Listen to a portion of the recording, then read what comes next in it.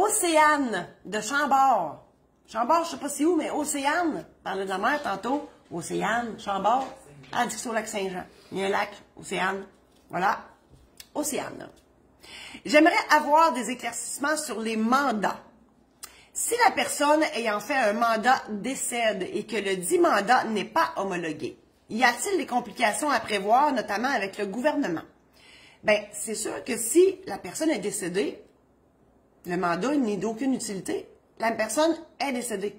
Donc, c'est le liquidateur qui va prendre la charge à partir de ce moment-là.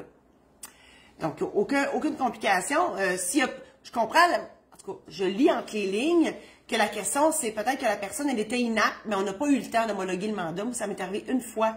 Oh, j'étais tellement désespérée parce que la personne, elle est décédée avant qu'on obtienne le jugement d'homologation. C'était pas prévu qu'elle décède. Mais ça, on ne choisit pas ça, là. Puis, elle est décédée avant. Fait que toute la procédure a tombé à l'eau, finalement. Puis, c'est là qu'on a commencé le règlement de la succession. Vous avez une autre question? On me raconte qu'il n'est donc pas rare qu'une personne décède sans avoir jamais perdu ses capacités mentales. Effectivement. Et son mandat de protection ou mandat d'inaptitude n'aura jamais été homologué. Est-ce vrai? Absolument. Quand les gens viennent à mon bureau et que je leur offre de faire le mandat d'inaptitude, je leur dis, le testament, c'est sûr qu'on va s'en servir. Le mandat d'inaptitude, on est loin d'être sûr. Mais si on s'en sert, ça rendra service à la personne qui le fait et à ceux qui seront là comme mandataires. Ça enlève du travail au créateur public, mais c'est bien correct. Et dernière question. Par contre, l'homologation serait obligatoire pour rendre le mandat de protection exécutoire. Dans une telle éventualité, comment procéder à l'homologation? Bien évidemment, la personne ne doit pas être décédée, comme je l'ai mentionné. Là, il est trop tard, puis on passe directement au règlement de la succession. Martine, es-tu en train de... Non, tu n'es pas en train de me mettre un programme en ligne. On peut... ça n'a pas rapport avec la question, là, mais... j'ai préparé un programme en ligne sur les mandats pour vous aider. Si jamais ça vous tente de faire votre mandat d'inaptitude, puis là vous dites, oh mon Dieu, je sais pas quoi, je sais pas c'est quoi, puis qu'est-ce que ça implique, puis à quoi faut que je pense, puis tout ça. Ben moi, j'ai justement préparé un programme en ligne pour vous aider à vous faire une tête sur le sujet et sur les questions à vous poser et surtout trouver les bonnes réponses aux questions que le notaire va vous poser. En fait, c'est de vous préparer avant d'aller chez le notaire. Voilà, Martine a mis le lien. Martine, elle est extraordinaire. Merci infiniment avec son beau petit haut, pas carotté, voyons, à poids. Bon, voilà.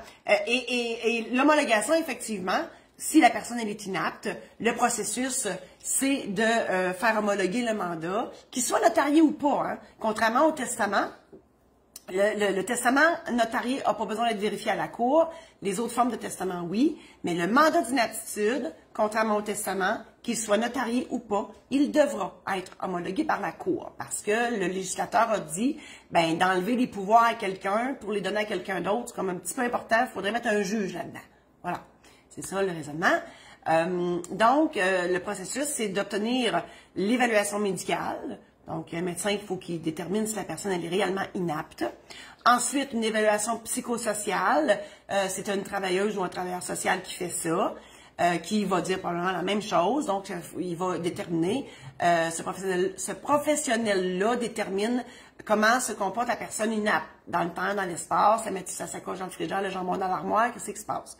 Et ces deux évaluations-là, déposé avec une recherche de mandat à la Chambre des notaires et au Barreau du Québec avec la copie du mandat. Donc, on saura à partir de ce moment-là que c'est le dernier mandat qui a été fait. On dépose ça devant le juge et le juge homologue le mandat. Voilà, c'est la procédure. Je vous encourage à partager cette chronique si vous l'avez aimée pour en faire bénéficier vos amis Facebook. Je vous encourage aussi à vous procurer un de mes programmes en ligne si vous avez de la misère à vous faire une tête sur ma job, sur ce qu'on raconte, sur vos besoins. C'est là pour vous aider justement à vous faire une tête sur tout ça. Allez sur mon site internet marie-josée-saint-laurent.com.